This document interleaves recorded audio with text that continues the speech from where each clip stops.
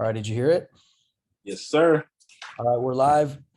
Hey, everybody, this is Sam Uria with Immigration and Travel. I'm very excited today to have my friend from high school, Jude.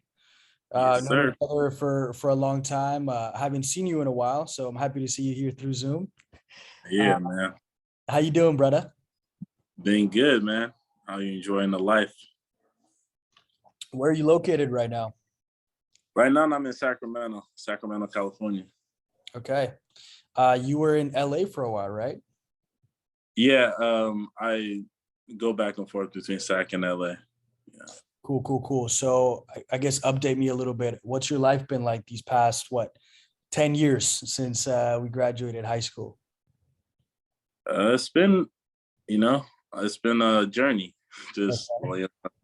I tried to go to college and really didn't really, work out. So it's been ups and downs, but it's going good now. So That's cool. So what are you up to nowadays? I know you got a music career going, and if I'm not mistaken, I think your brother does the same, right? yeah. No, just making music, and I also throw shows and events and stuff like that. So yeah, Cool, man. And is that mostly in Sacramento, or are you kind of going out actually, of state? yeah, mostly out of Sacramento. Okay. Yeah, I don't Nice. think I really done anything so far in Sacramento this year. Okay, cool, man. Well, the topic of interest that I have with you is kind of obviously the topic of this podcast, which is immigration and travel. I know that when we met, you know, as a young guy, as an adolescent, you're not really too focused on people. It's a first of all, immigration is a sensitive subject. You can't really just go asking around like, "Hey man, Yeah. why are you here? Why?" I feel like when we were young, that was more offensive than anything. Like, "Hey, where Mhm. are you from?" It's like, "What do you Yeah. think where I'm from? I'm not going to tell you where I'm from." So, Yeah. No. Yeah.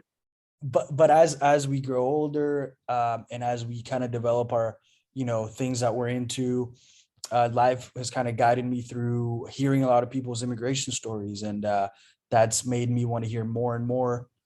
And I started remembering friends from high school, friends from college, and it's crazy because, like I just said, it's been 10 years since high school, and in those 10 years, so many things have happened, and it's cool to like go back and kind of ask and see where people have been, if people have moved, people have stayed.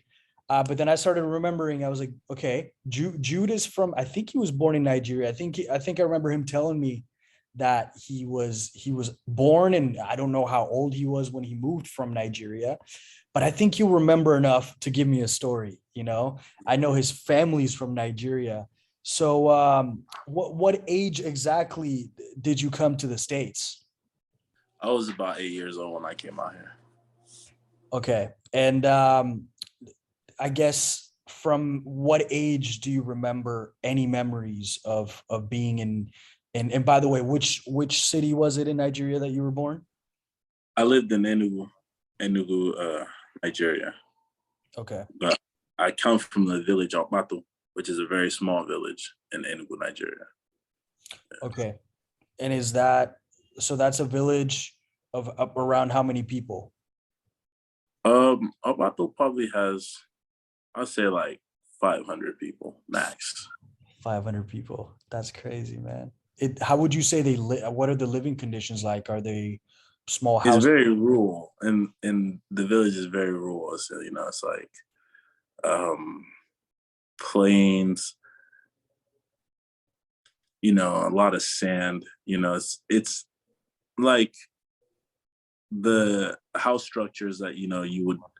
It's not the best house structures unless someone has money and comes in there and builds a brick house. Like it's very mediocre structures outside, kitchens.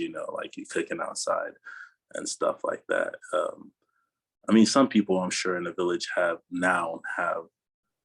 stoves and stuff, but when I was growing up out there, yeah, we was just outside cooking it. That's crazy. So how many siblings do you have?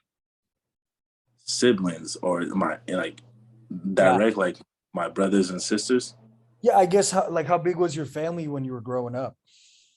Well, when I was growing up, we had so together I have 5 kids in my family. There's three guys, 2 girls. My youngest sister was born in America. She was the only one born in America. Mm. So there was 4 of us in Nigeria, but there was always so many family members because our cousins and we'd all live in the same place. So and but we always moved around too because my mom came to America first before us, like 3 years before us. So to get everything started. So we were always moving around, going like from family to family. And like my sister might be over here and I'll be over here and my brother will be over here. So And would you say, because I think if that happened in the States, you would look at that family like, oh, there's something happening there. There's no parent, one sibling's here, the other one's there. But that's more normal in Nigerian families, right? yeah, because it's like the family construct is just so much so together. Like, Mhm. like your uncles are really gonna take care of you.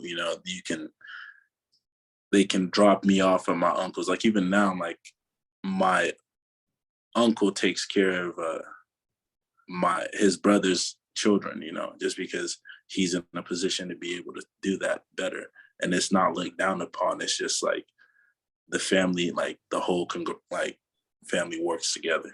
It's like so they don't look down upon you for being with your grandma because like or being with your whoever can take care of you at the time.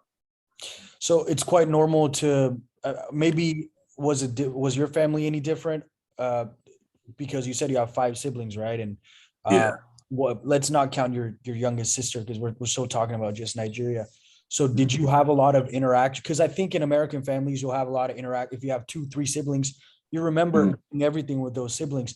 But for you, Yeah. it's been a case of I remember not just my siblings. I remember like cousins, my friends. Yeah, Like no, that. yeah, yeah, no, yeah, definitely friends. And me and my bigger brother were always most of the time we were kept together. So that's like most of my memories were with him.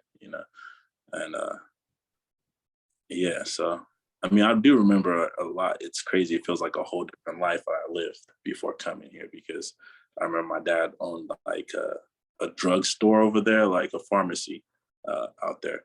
And it was always hectic when we stayed there just because they had neighbor problems and it was like in the slums. It's called the place is called Ivapatri. Ivapatri. It's like slums, bro. I went back there and Yeah, I'm like, it's still the same. Like it was actually really. kind of sad. It was actually kind of sad when I went back there because I was like, damn, like sheesh. That's crazy. So walk me through like your first memories being there. So your mom was still there, right? She hadn't left yet. Yeah, my mom was still there when we were in Iva. And like my memories there were, mostly just going to school, playing around, having fun. But I just always remembered we had like confrontation with our neighbors. Like I was too young to really understand what the confrontation was about, but it was like my mom lost her tooth once type. Oh, it was straight physical confrontation. Yeah, That's crazy. Damn, your mom was a fighter. man, gone Everybody's through a it. fighter, huh? She's gone through it. I think honestly, she's never fixed that teeth. Not Dang, dude. Well, I mean, it's not like in America where you can have a yeah, bit of a crookedness and you freak out and go get it fixed. People in yeah, different countries, they yeah. It's what dental it care is. dental care is not a priority. If you're missing a tooth, you're missing a tooth. Who cares? Yeah, yeah. Um, but do you remember what that conflict was about with the neighbors? Like, why was it happening? I don't know. I feel like the stories I've heard is just because my parents and my mom, they've always been like dedicated to trying to get out. And I feel like people look down upon them, especially in the area we were living at, because it was like just really, it was a violent area. It was like very slummy, like, so like they just, thought that we had our noses up and stuff, like, and stuff like that. That's what I heard, but that was like 20 years ago, 20 some years ago. So, Yeah, yeah, but yeah. but it was constant. Like we had a brick thrown through the window one night. Like it Wow. was constant. Like it was just always a feud when we lived there. Yeah, I remember when I lived in Colombia until I was 12. So I spent a little bit more time. And like we were saying before we started recording, being 8 years old in Nigeria is not being 8 years old in the States. Being 12 years old in Colombia, definitely not the same as in the States. It just takes a way slower pace to develop in the United States. And for good reason, there's no real fast reason to grow up in a country like the United States. But it was the same thing. Like I remember being 7 or 8, the same exact thing that you just said. A brick being thrown through the window, kind of a bad neighborhood, and Mhm. that's just your life. Like you think that just happens like everywhere, right? And then Yeah. because of our It's, changing in circumstances, we realize that that's not the way. But yeah, it's a tough life to grow up in places like that. Um, but um, but yeah, so okay, so then you're 5 years old, and then so you're in the situation where your neighbors and your family doesn't get along, and then what kind of broke the camel's back? Like, did something make your mom go, all right, I'm leaving? Had she'd been boiling it up for a while? well, it kind of tensed down because like my uncles, like I had a big family, like they got involved and like they helped like calm the situation down.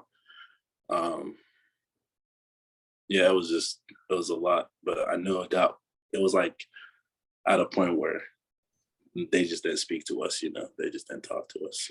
So But just your neighbors to what, to the left? How was the neighboring structure there? Was it like houses to the right, so to the left? it was, yeah, houses to the right, houses to the left. It was almost like a tunnel, like a barrier, like there's houses and there's like an alleyway. Yep. Yeah, so it was just a very overpopulated little area. Uh-huh. And you have to see your neighbors every single day. It's not like Yeah, you just hide, yeah. you stay in your own And a space. lot of them weren't really working, so they're just like, they're there. Yeah, that's So true. you gonna see them, man. You gonna see them. That's something that I noticed in Egypt is it's people not doing a lot all day. They just go get coffee, they smoke, Mhm. they go do something. I don't even know what else they do, and then they Yeah. come back and do coffee and sit around again. And everybody knows each other. It's like a big village. Hmm. Everybody knows each other, but it's fine. It's like sitting around is fine. I don't know if it's because of lack of employment, hopelessness. Because if I live in a place that's overpopulated and everybody's telling me there's no jobs, I'm probably gonna be like, well, why would I even go out there and look for one? So And uh, it's like a lot of times you find jobs in those kind of like my aunt. She works as a nurse, like a pretty high end nurse at her establishment, and she makes like $60 a month. You know, yeah, so it's like, why would you like at that point? It's like quit. yeah, Like why would you work? I mean, for them, $60 a month is enough. Like the rent is $20 a month. Like yep. you know, it works. Like mathematically, but it's like you can make $60 a month begging at the airport. Yeah. That's I was thinking about that recently. I forget who was telling me their wage, and I was like, you're working 12 hours a day just to make, we're talking about one single day. Yeah, Then you yeah, add all those hours up to a month to make this amount of money. I, yeah, I wouldn't be working. I told him, I said, yeah, I'd be trying to hustle, do some other stuff. I don't even know what I'd get into, but I yeah. wouldn't be working a regular job. That's why Nigerians are fucking famous for scamming because you get one scam, you scam one person, you make $1,000. That's good for the year. It's thing like are like the bad habits that people have in all these countries are a byproduct of the crappy governments that are running Yeah. these. You know what I mean? You can blame the people for having this, but they're being cheated every day. What are Hmm. you supposed to do? You can't play clean. Nah, yeah, yeah. I'd feel like it'd be so depressing to work an honest job, work hella hard, and just know like you're still living in a horrible situation. You got to take care of your kids. Like you got to pay for transportation. At the end of the day, it's like you're just working to exist. Like, Dude, it's crazy. Yeah, even in America, people don't like doing 9 to 5s. And you're getting yeah, paid pretty good compared to the rest of the world. They're getting paid. yeah, But even in Europe, people make really bad wages. I was in Eastern European countries, asking like how much does a job like this make, and they would give me numbers like $500 a month, $900 a month, and I'm like, hold up, so your rent's about $400, which for American standards, mhm, and that's not a lot, but to their mhm, standards, it's a lot. 500 yeah, bucks. Then let's say, you have this, that, and the other expense.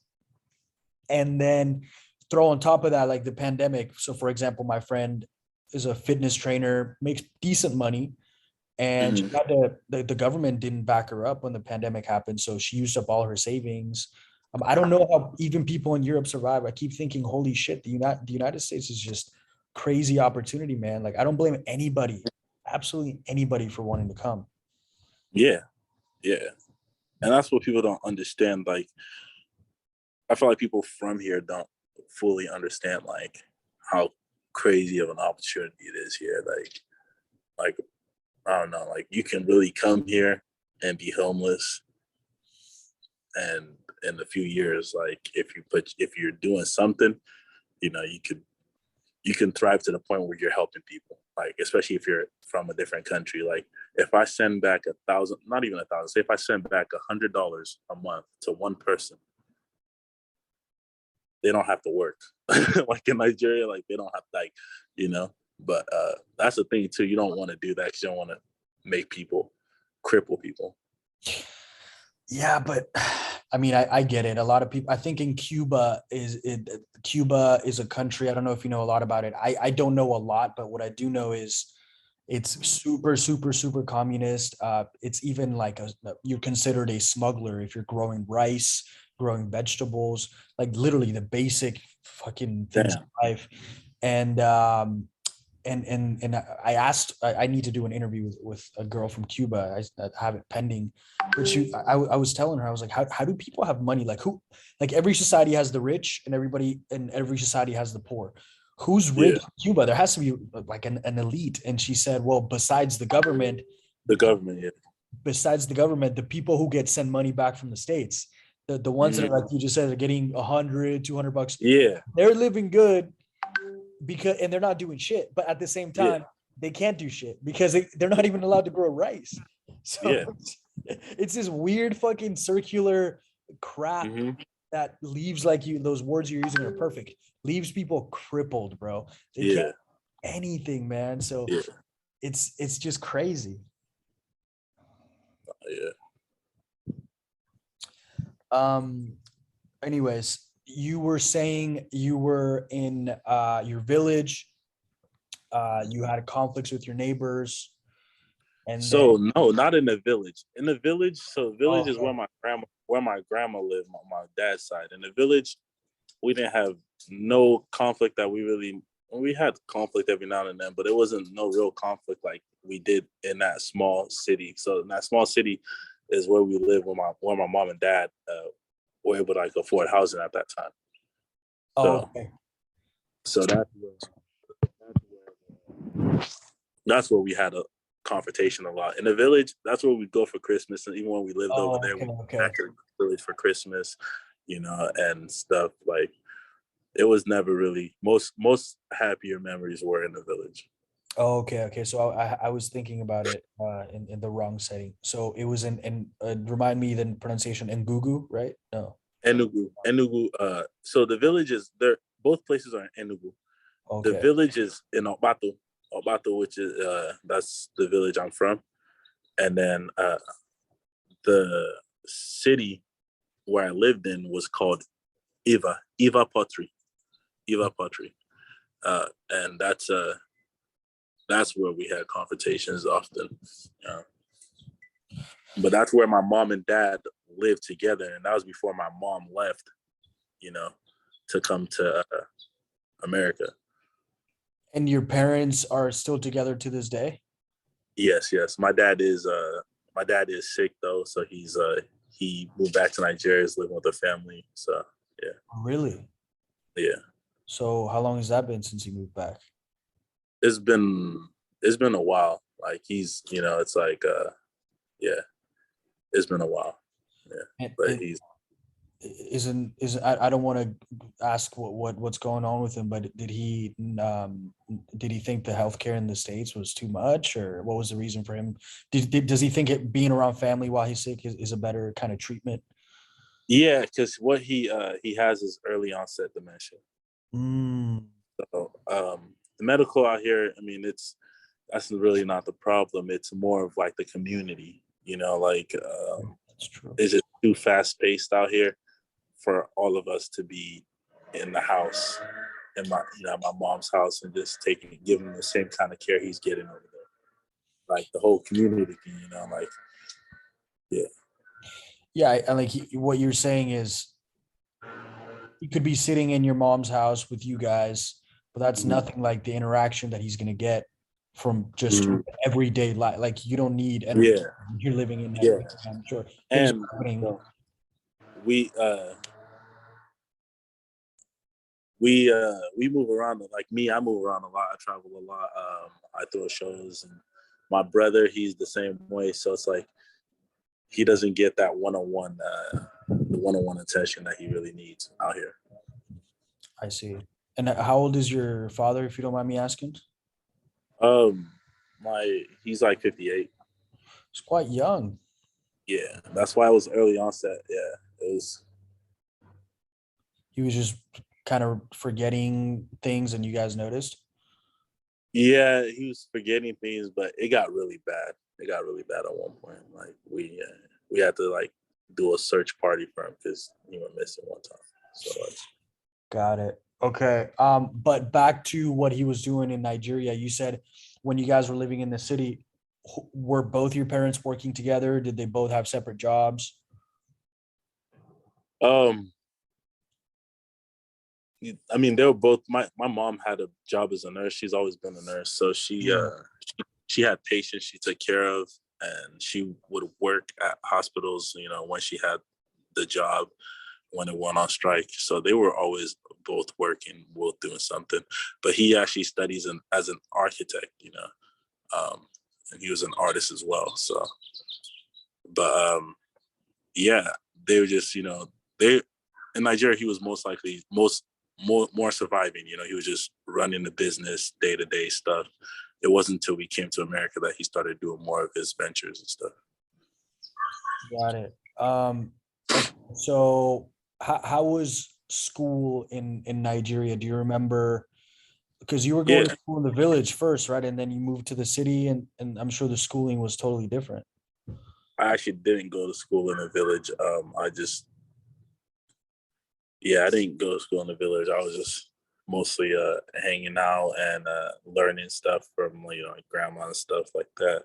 But we had like a scouts program and stuff like that. That was like, but in the city, I went to school in Iva when I lived with my mom and my dad. Me and my brother would walk to school together every morning, and school was just in Nigeria you still get like spanked. If you're spanked, belt. When you're fucking up in school, they still did that stuff. So I was always like, I got in trouble every now and then. So yeah. Dang. Was the language being taught in school, was it your local language and a different one? How many languages were you being kind of raised with? So we were always kind of taught English, but yeah, I didn't really get into English until like when my mom left and she was already in America. That's when I started taking English, but I never really took it serious because in my mind I wasn't gonna come here. Like Yeah. Is like it something- I ran away before we actually came here. Like when they like we were actually supposed to like fly away, I tried to run away, and the neighboring village like told on me. So Oh shit. Okay, so now I want to hear about your mom. Think how did she I guess you don't have to go into detail, but she was just tired of life in Nigeria, and she figured out a way to come to the United States those like 3 years before? She's always wanted to come to the US, you know. She's always had her vision on coming out here when she was done with schooling, you know. So her situation was she basically borrowed money from everyone she could in my family, like my grandpa, everybody, her dad, and she applied for her. She had to take this. She took this program that if you get to be a nurse, like they'll bring you out here. You know, like Wow. it's like this program. You know, and you have to like be really top of your peers and stuff like that.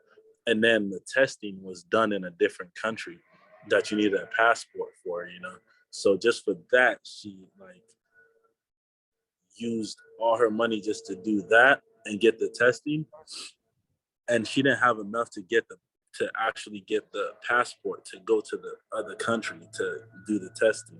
Do you remember what And other country they were doing that testing at? no, I don't even remember. I want to say something, but I don't. It's so vague to me. And she went.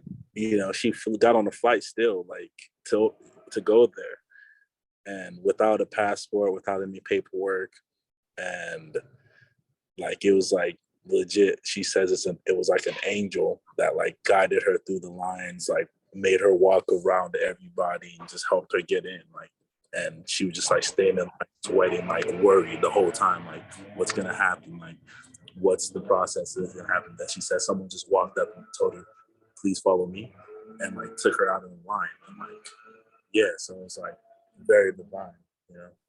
So she was, so, all credit to your mom that going to school in a country like we were just mentioning, that you don't feel like, oh, if I do the right thing, I'm only going to make this much. But I think your Yeah, mom had enough dignity to go, no, I want to be a nurse and I'm going to get yeah, through this. And it's very similar to my mom. Like, from listening to other family members about how my mom used to think, they always tell me your mom used to be obsessed with going to the United States. And she's yeah, never really told me that. We just came together.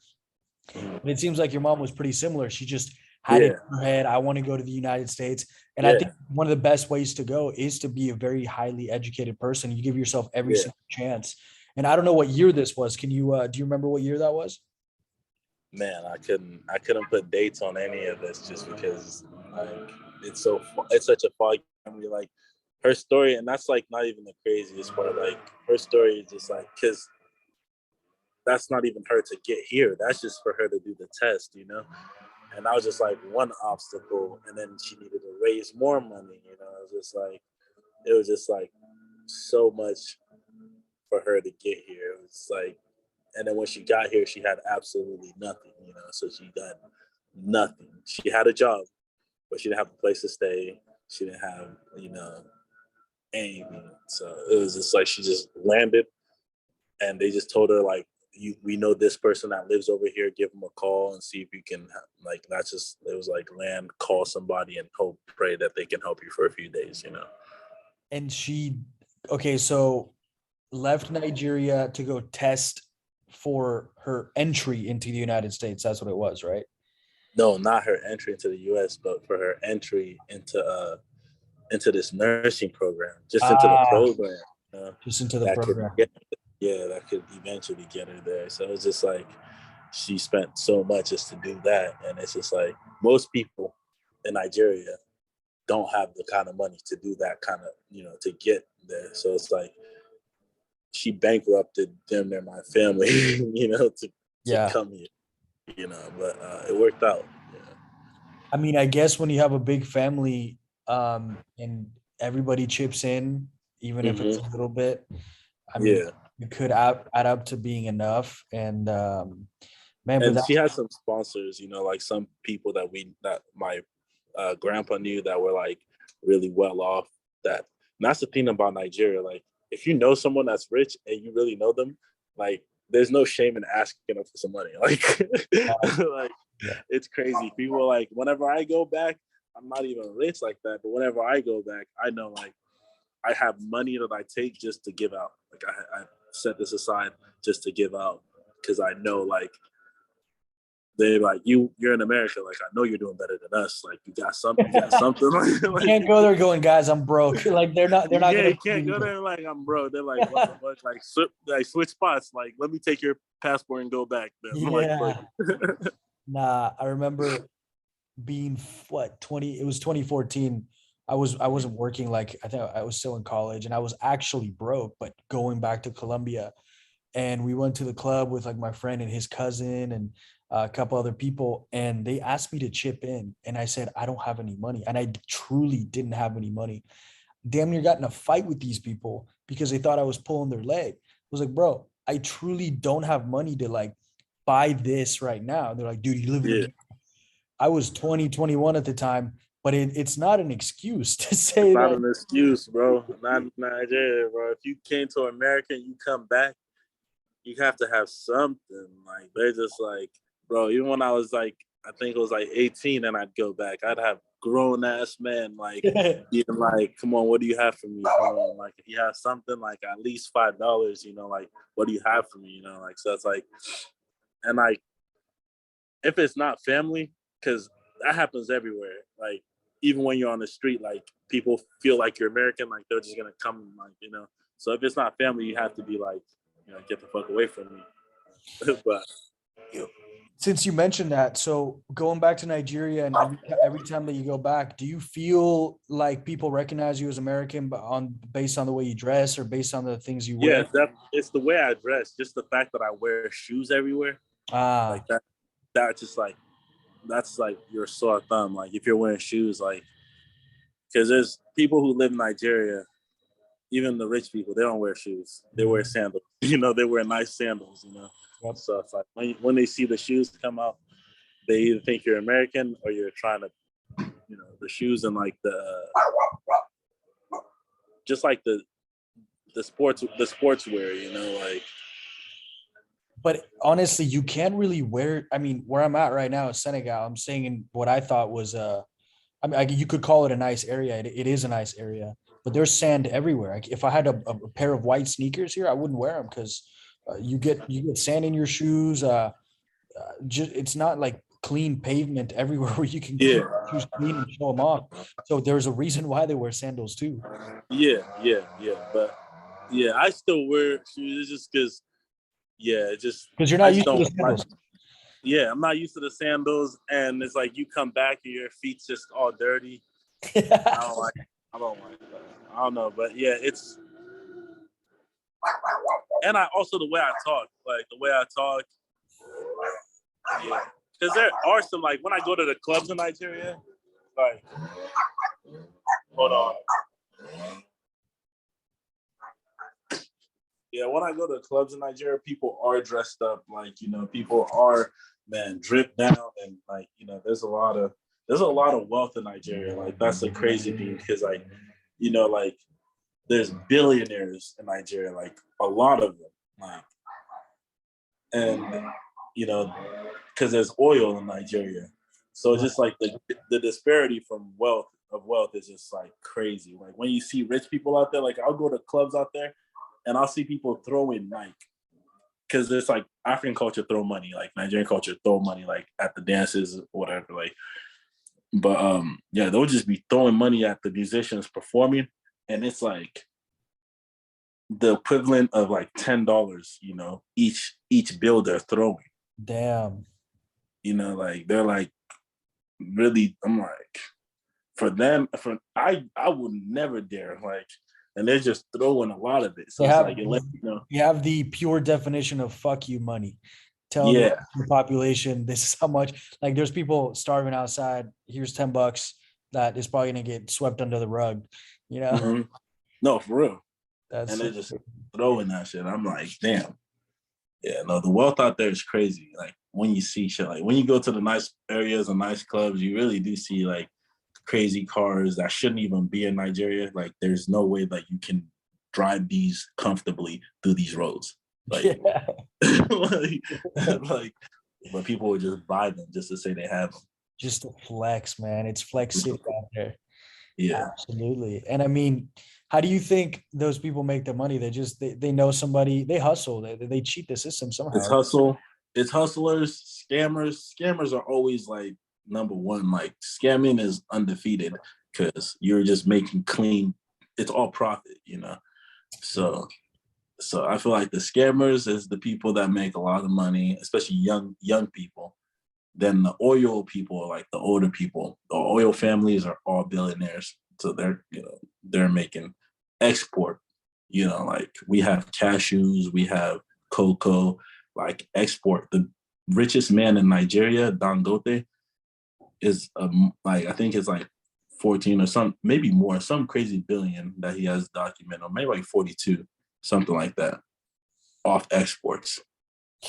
That I actually know that guy's name because Nigeria is huge on soccer. They love soccer. Yeah.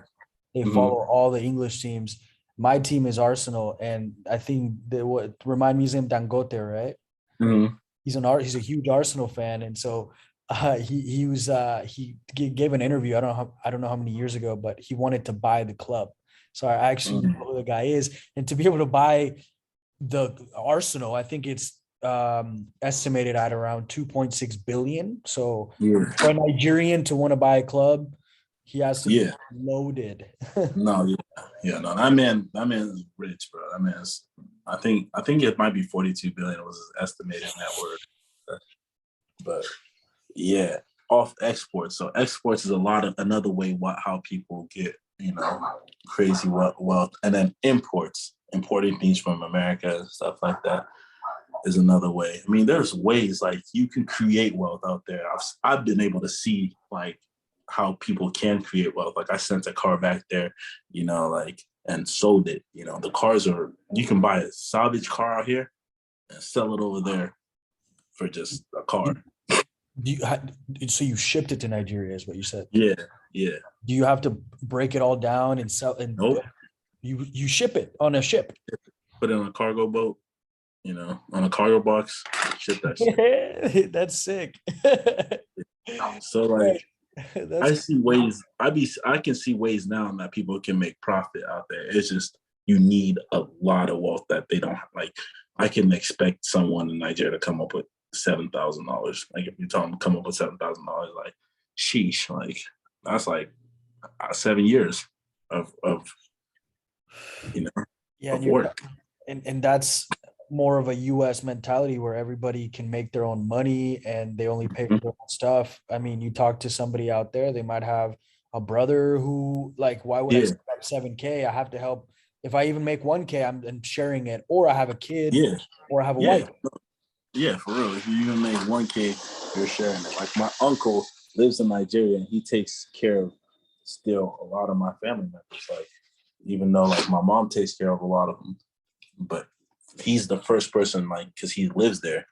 He's the first person every day. Like when I go there and I stay at his house, it's legit like a meeting. People will come over, bring him a gift, sit down, and cry about their problems. Like Wow. and then like you know That's crazy. Oh man, all of this stuff is so interesting to me, man. I was gonna ask you what because you mentioned a lot of scamming. Can you give me a few examples of how people scam? Is it like an international thing online? Is it scamming each other in Nigeria? Like, what are some of the ways? I mean scamming each other is probably the least profitable. The most Yeah, profitable yeah. would be scamming, the US or Canada or like over Europe and like those foreign countries because like I said, they don't have to scam every day for them. And it's like if they hit one scam, if they were really, when you make fast money, you don't save, So when they make that fast money, if they were really smart with it, they make $1,000 that can last them a year in Nigeria. If they're not smart, if they were like living like my aunt was living. But once you get that $1,000 in a day, you're gonna spend 100 of it that day. And Yeah. that's just that's just how it goes. So it lasts for like it But doesn't last. how do they scam? Give me at least one example of how they scam these people in America. So it's like the oldest one is the one where like it's like they go for old people and like they ask them for like something to help somebody out and they just They make it call, seem. they call United States, Yeah, no, United States. yeah. Or email Yeah. you know. But there's so many ways like getting fake information, just scanning for information, putting out viruses on on porn sites, you know, just like they'll put stuff on porn sites, you know, just so like, you know, the shit that pops up and like if you click on that, you might get scammed, you know. So it's just like, and you might not get scammed that day. They might just be fishing for information and then they catch information. So it's like a lot of fishing till you get someone, you know. So it's like, but each time for them, each time they get someone, if it's a US, like it's just a crazy payday, you know. But there's so many different things. Like I don't really know scamming like that. But there's so many different ways. I guess, and that's the thing is like we know the main ones, but there's always these There's so many different easy ways. ones. Yeah, that you have to. I know people. I know people who do it. You know, I know people who do. I just don't really communicate with them about it. But yeah, it's a way of life out there for sure. Yeah, I mean, what I feel like in Nigeria, you know everyone. You know somebody who's doing bad things, somebody who's doing good things. There's Mm-hmm. so many people that you're just bound to run into all kinds of personalities, all kinds of people that are doing things. So I And the definitely, crazy thing is, I don't even think the government considers scamming a bad thing. Like, I don't think no one cares. I mean, it's like seeing these. I was telling you, like these Egyptian kids carrying merchandise on their donkey carriages, and it's Yeah.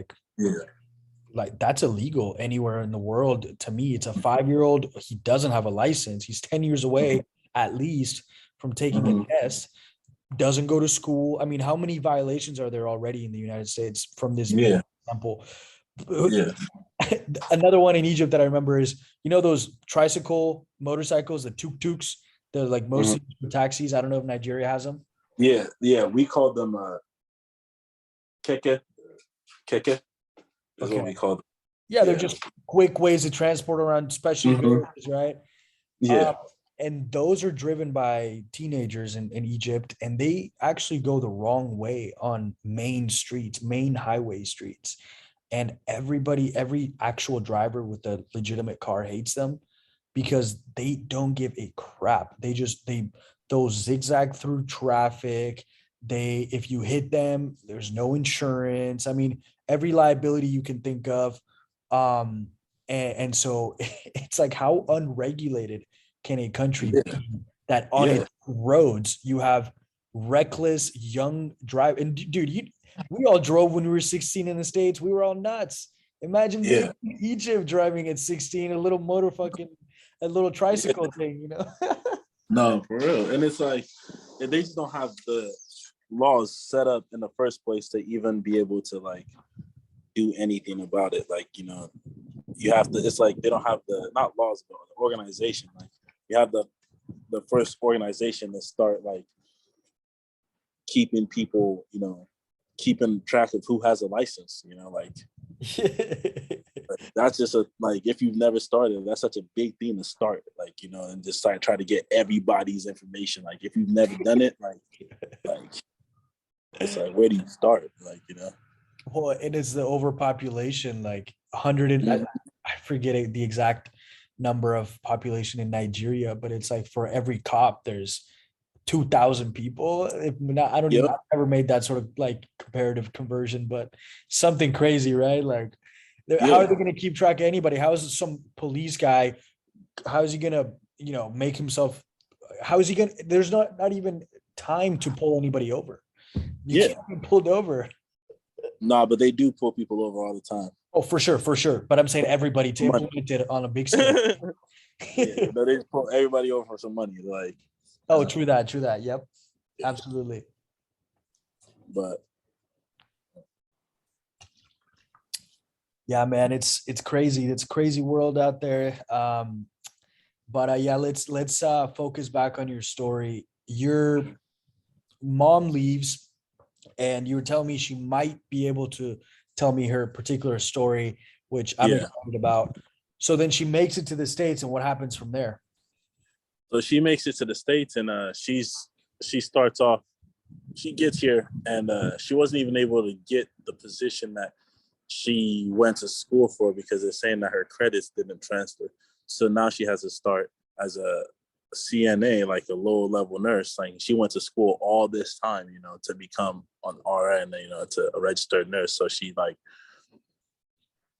all that schooling that she did was, I mean, it wasn't pointless because it helped her be able, to be able to do it faster. But she still had to wait like 2 years before she was able to get her position that she wanted, and then she was just working low paying wage, nurse jobs. And What city was this? she located in Sacramento, in Citrus Heights. Oh, she came straight to SAC. She came straight to Sac. Well, no, she was in Houston for a little bit, not like working or anything, and then in Dallas, and then she came to SAC. And then yeah, and then she moved to. She was like, struggling, getting an apartment, just getting by. Like her stories to get to work, just like were so crazy. She would just take buses, all the way till she got her first little beater, and it took her 3 years from when she got here to buy a house and have everything set up, for us. I mean, that don't you think That was really fast. that's That's really really fast. yeah. I was gonna That's say yeah. so that was really fast. But for a kid, it didn't seem fast. Without your mom, like in Nigeria, it was like it didn't seem fast. I didn't see her for 3 years. I just talked to her on the phone and stuff. So And you're a mama's boy. You pretty close with her. yeah, I would say, How were those 3 years in Nigeria without her? that's when we did the most moving. That's when we were going around family to family more, and just a lot of different schools and stuff. It was it was I think that's when I really got into living my life in Nigeria. That's like when I started feeling like my own person, and like I had friends that I felt like I couldn't leave at the time, like I had attachments and like schedules, things that I like doing. So I really didn't want to come to America. Like when it was time to come here, I was just like, no, like, why would I come to America? And I didn't take my English classes serious, so I didn't speak good English at all. So I was like, I did not want to come here. Like, Yeah. I mean, your mom was telling you the whole time that she was in the States, like, I'm doing this to bring you guys here eventually. So you, in your head, you kind of knew that that was going to happen, but even still, you never psychologically wanted to. yeah, I mean, at first I did. I felt like before I did, but then when I built relationships and like, you know, had friends and just like, I didn't know anyone in America, and I kind of, in those 3 years, I feel like I got distant from my mom because I only talked to her on the phone, and it wasn't even often, just because back then to call Nigeria, like you had to go buy these cards, Yeah. and we had to have the phone. So it's like, it was just a lot. Like we didn't have a phone, like, so it was just like a lot to talk to her. So I didn't talk to her that much. So I kind of got disconnected from her in those 3 years.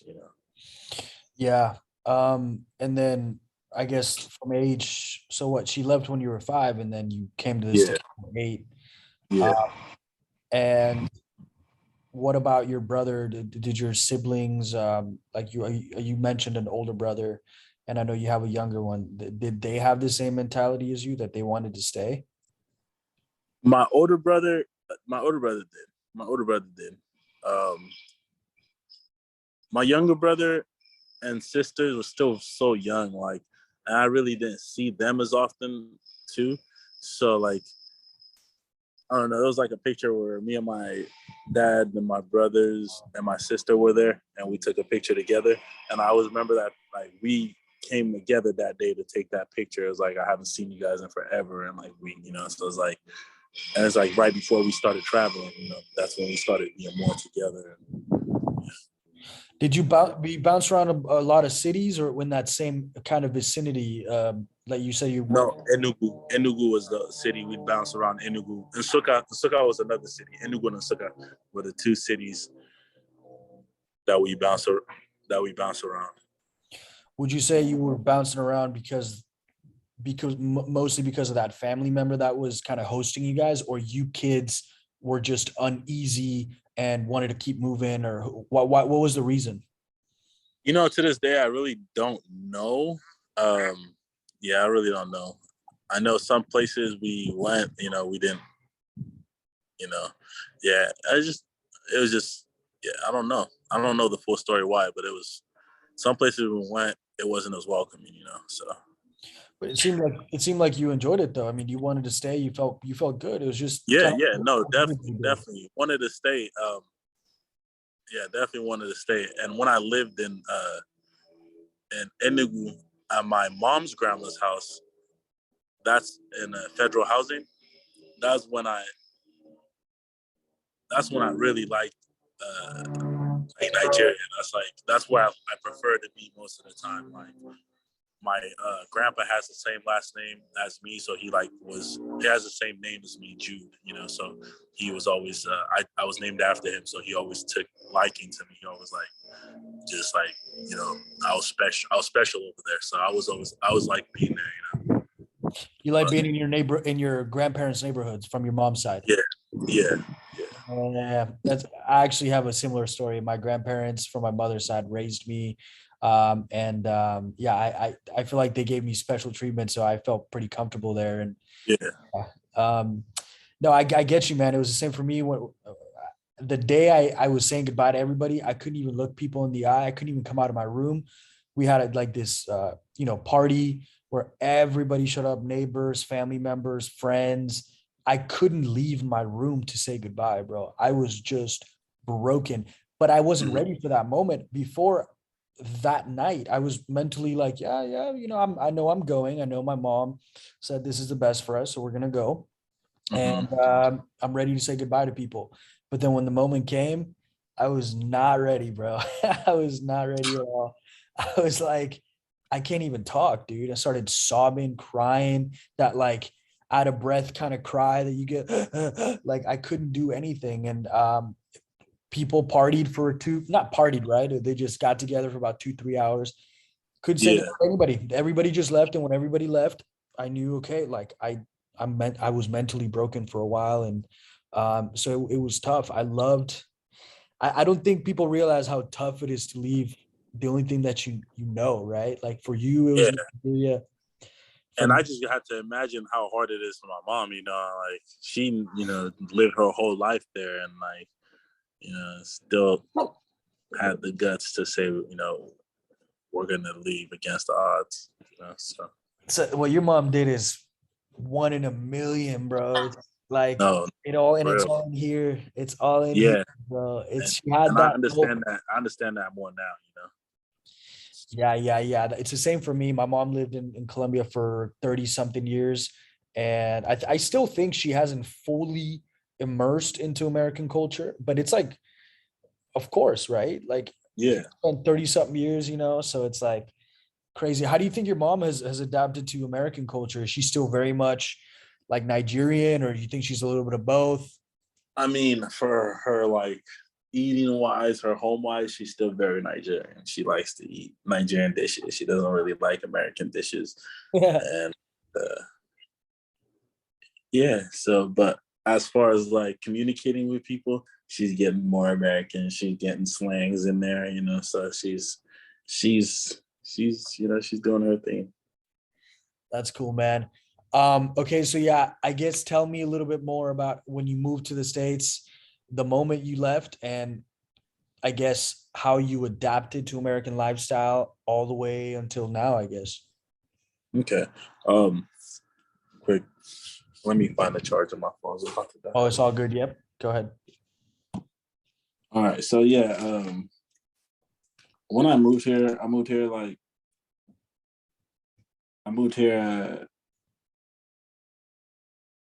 and immediately we had to go to we went to Holy Family School because a Nigerian priest that my mom knew from Nigeria, he was stationed at Holy Family Catholic School, which was in Citrus Heights, like not too far from us. So he got us help to like pay to go to school there and stuff. He got us like financial help with that. And when I first got there, like I couldn't really speak good English. What grade were you in? When I got there, I was in first grade. Okay. I was in first grade.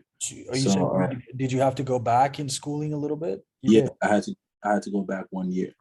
Okay. So oh, yeah. I went back 1 year, still didn't fit in because I didn't speak well. And wait, no, not first grade. I got here in second grade, I want to say. Second grade. Yeah. Got here second grade and I repeated third. Okay. Yeah. And then it was just hard for me, like to like get accustomed to everything. Like even like the streets, like I remember the first day coming, like the streets like were just so nice. Everything was just so nice. And like I enjoyed that, but I didn't have friends for a while, like till I would say like middle school is when I started actually like getting friends, and that's when I got better with my English. And yeah, so and it wasn't what middle school was that? Stayed at Holy Family. Stayed at Holy Okay. Family till high school. It was an elementary and middle school. Okay. They had everything, kindergarten and everything. Yeah. Did you know anybody in high school? Did anybody from Rio go to Holy Family? Yeah. Wait, hold on. Who came from Rio? Man, I'm blanking. Who family? No, I think a lot of Holy Family kids went to Jesuit. Uh-huh. A lot of Holy Family kids went to Jesuit. Yeah.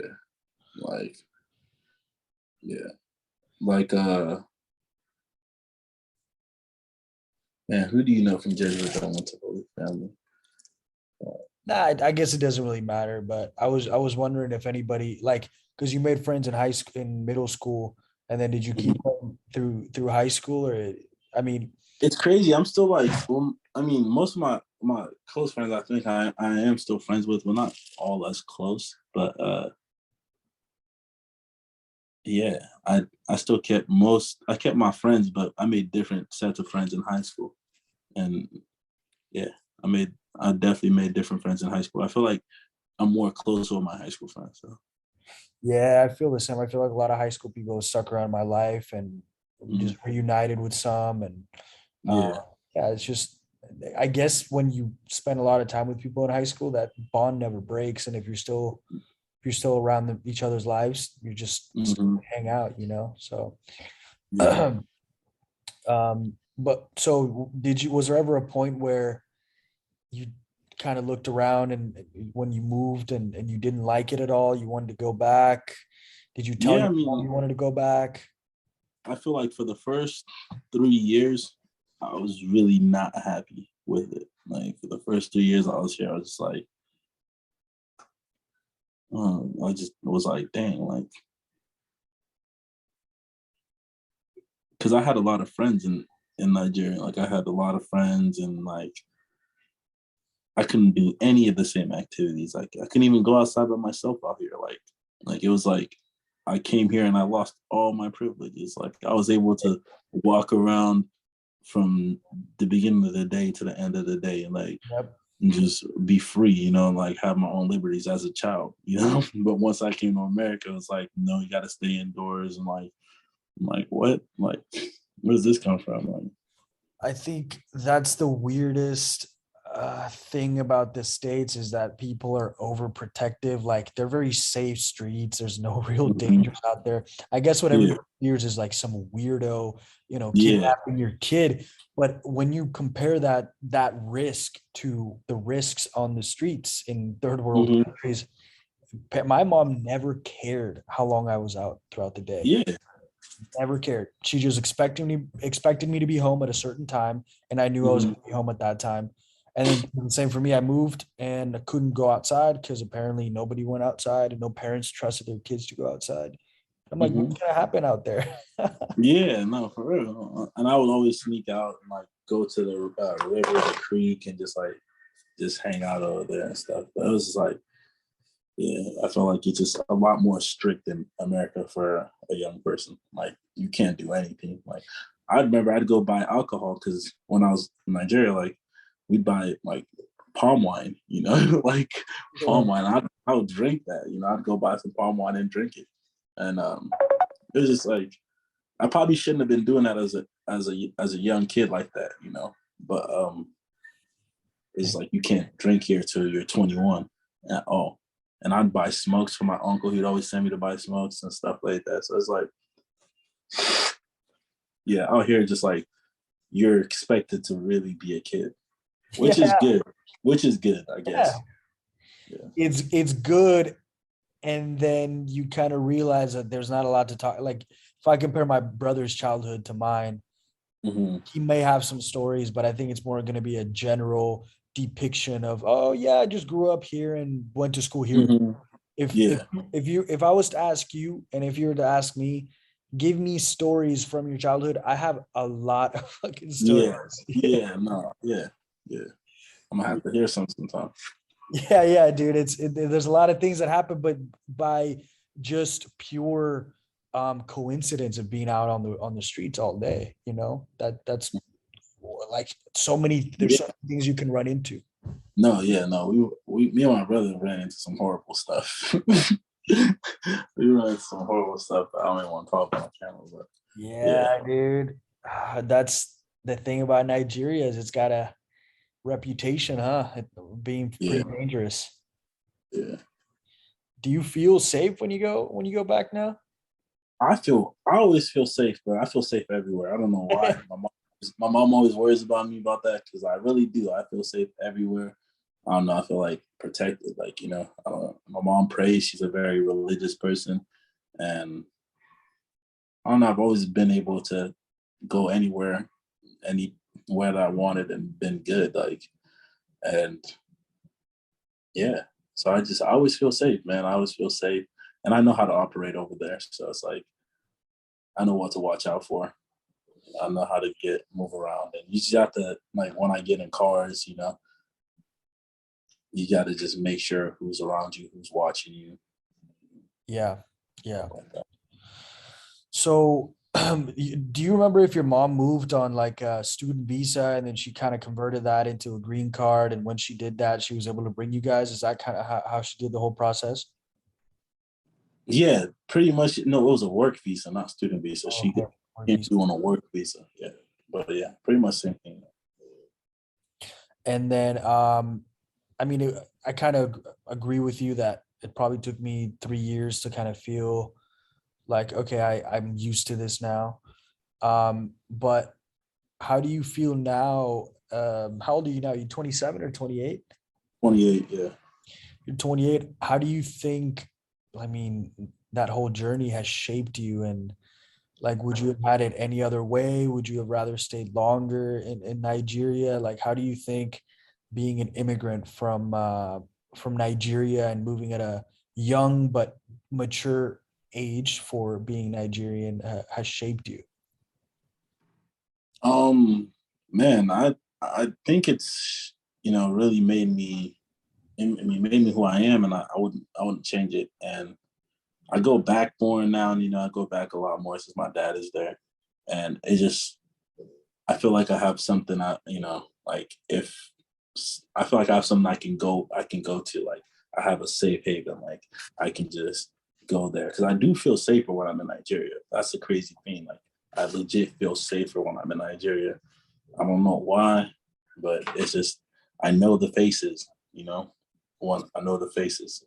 So it's just yeah. I think it's just made me like more able to deal with things. Like I don't really get stressed out when things go bad. Like it's just like I just know it's gonna like I'm be able to get through it. Like I feel like it just made me stronger in that way. Like Have you kept that Nigerian identity with you the whole time? Because I guess I haven't seen you in many, many years. In high school, it wasn't something that was really the center of conversation, like where you're from and how that shapes you. mhm. But have you kept those roots, like at the forefront of who you are, or do you think they've kind of come and gone, and as you've gotten older, you identify more, or did you identify more when you had just recently come? I feel like I've always identified as Nigerian. Like even when people to the day like they ask me where I'm from, I always say I was born in Nigeria. I was raised in Sacramento. Like Mhm. because like I said, it's like a whole different life that I lived out there. So it's like I feel like I lived the whole life, and it's not over because I still go back and I still have those same connections that I made when I was out there. It's crazy. I still have friends from when I was like freaking 5 years old. That you know I still connect with now. And my uncles, like they call me every other day, like so it's like they're informing me. I'm like keeping up on drama and shit that's going on over there and shit. So it's like, yeah, I do really strongly identify with it, and yeah, I think it's made me who I am. And what about the Nigerian community in the United States? Like, do you think it's a close one, or do you think, because I feel like Colombians, they're very together on the East Coast, but you come to the West Coast and we're just kind of spread out and there's no real community. But Community. I think Nigerians are a lot in quantity, are a lot more than us. But how is it in California, I guess? I mean, we do have a strong community in the Bay Area, a decent community out here. We have like even bigger, even more narrow. Like we have a strong Igbo community, which is just a tribe that I'm from, Igbo. So like we have Igbo masses, so church every first Sunday. We have mass in Igbo, and so they do in our native tongue. Cool. And yeah, so we have a decent community out here. We have parties, we always have Nigerian parties like every weekend out here that someone can go to if you're Nigerian. I mean, anyone can come, but they just have, beds, birthdays and stuff like that. We're a pretty tied in community. I feel like my parents' generation were way closer. But Closer in culture, you mean, right? no, closer in like togetherness. I see. I see. They just Like spend more time. They spend more time with more Nigerians. yeah, like they did a lot of Nigerian events. I remember growing up, we always had Nigerian events at my house, so there was always a cultural around. Yeah, that's cool, man. Yeah, I feel like Colombians, I once I left, it's only when I go back or if I go to the East Coast that I feel like, because I think a lot of people ask me in these countries, like, how is it to be in the United States? And I tell them, you can do one or two things. You can go to the United States and find your people and hang out with your people, and you're going to keep your culture, but you may not, and I'm not saying this for everybody, they may not make as much money or get ahead as fast as there's like a more Americanized way that people do Yeah, things, you yeah, know what I mean? And so it's kind of hard to split the two and tell people, like, look, if you're going to America, it's great to keep your culture, but I do think you should fit in with what an American is, because then that's when I feel like I wouldn't say segregate yourself, but mhm, maybe you end up, and I'm not saying this is a bad thing at all, it's just culture and whatever orients people, but you might end up living here for 30 years, not ever learn English and work the jobs that your community has worked, instead of kind of spreading out and maybe choosing for your own. Because sometimes when yeah. you leave your culture's mentality, you find your You see purpose. something, yeah, You yeah. know what I No, mean? that's real. Yeah, that's real. I feel like you do have to. I mean, you can if you come here to America, you come here for a reason. You came here for opportunity. You're not coming for the same opportunity you had in your country, So you have to be open to the American way of of business, at least. At least you can, yeah, because you don't really. that's one thing about Asians. Asians don't commute to the American lifestyle. I feel like the Asian community stays, like they, for the most part, they're very they have, there's Chinatown in every major city, like they have their own people.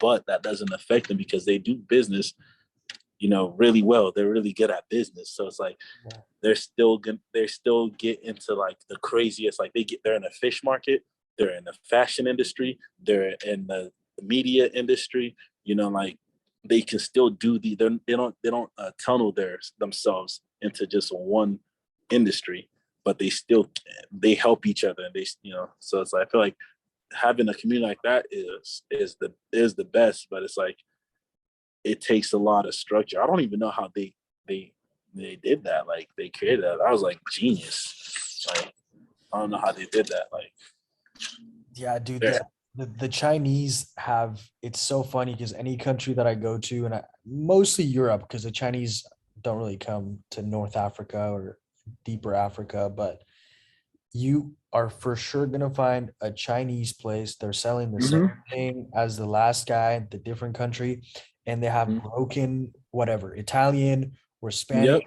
but they learn it. They learn it. They learn that broken English or broken Spanish or French, and they're doing well. And they got their own.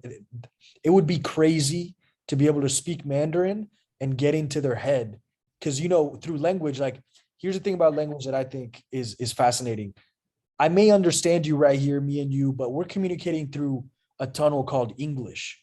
And English only has this set of words and ideology and concept.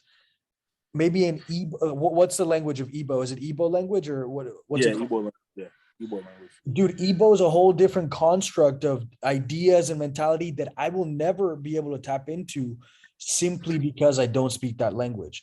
So that's the same thing about Mandarin for me, is like I can try to understand how these people function, but I don't speak. Like the way they communicate, it kind of gathers all of like mentality and ideology. And I would love to know how that works, because these people make it everywhere. They don't give themselves one excuse. They just do it. Yeah. They just do it. Yeah. They're in Nigeria too, man. They're in Nigeria too. But they're in Nigeria. That's crazy. Yeah. Bro, I was saying last time I was over there, I was in this club, bro, and this shit just like kicked me in the head, bro. There's this Asian dude in the club, like swagged down. And I walked up to him, and I was like, oh, bro, I thought he was from like America, the way he was dressed. I was like, oh, bro, you look so fresh. And this fool starts talking to me in Igbo, bro. My mind I was like, what? Oh my God, bro. Like, what? Like, what? I was so like, crazy. Shit, bro. Like, what the fuck? Dude, there's one particular trait to the way that Chinese people linguistically speak in Spanish, is they cannot say the R. The R. Yeah. Like not even close, bro. So they just replace the R with an L. So every R is an L. But a lot of people don't learn a second language, because even me, I'll try French and I'm like, dude, I can't say this word. So you know what? I'm not gonna say this word. I'm not gonna. These people are Chinese.